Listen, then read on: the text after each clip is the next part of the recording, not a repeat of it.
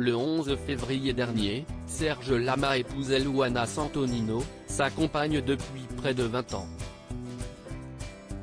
Si le chanteur est sur un petit nuage, sa vie a été marquée par le décès de son épouse, Michel Potier, en 2016 et de sa fiancée, Liliane, en 1965.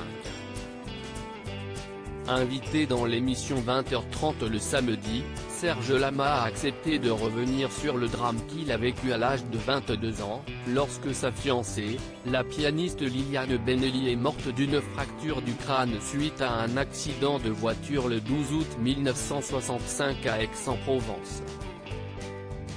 Toute la nuit j'ai crié, presque d'une manière autoritaire, « Reviens. Tu ne peux pas ». Avec presque le sentiment que j'avais le pouvoir de la faire revenir, a-t-il confié avec mon émotion, avant d'ajouter, si est mon métier qui m'a sauvé. Curieusement, cet accident m'a porté, comme s'il me soulevait sous les bras et qu'il me disait, vas-y bonhomme. Ça a été dur. Ce n'est pas agréable de boiter à 22 ans et de se dire, je vais monter sur scène, me montrer devant des gens. Devant un public qui va me juger et je suis passé outre.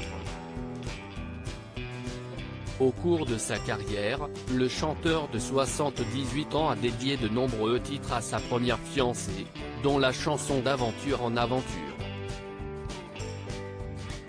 En novembre dernier, CIST dans l'émission La Boîte à Secrets qu'il avait déclaré à propos de l'accident qui avait coûté la vie à Liliane Benelli, ma jambe gauche, CIST comme si j'avais une prothèse, je ne la sens pas depuis l'accident de la route dont j'ai été victime, où ma compagne est décédée, où il y avait le frère d'Enrico Macias.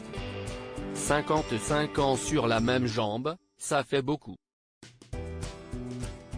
En février 2018, CIST dans l'émission Mélodie de ma vie que Serge Lama était revenu sur son traumatisme.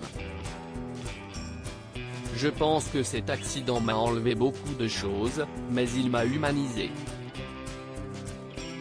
Après mon accident, je savais qu'il y avait des impondérables, donc à partir de là, je suis devenu un humain. La perte de Liliane a été un événement tragique. Il y a tellement de chansons que j'ai écrites, inconsciemment, pour Liliane, avait-il assuré. Serge Lama adorait sa première fiancée très marquée par cet accident de voiture, la star s'était également confiée dans les colonnes de Paris Match.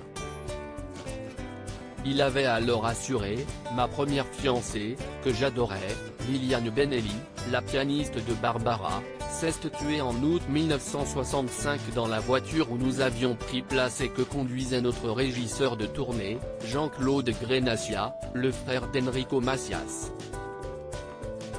Des 3 passagers, j'ai été le seul survivant, très grièvement blessé.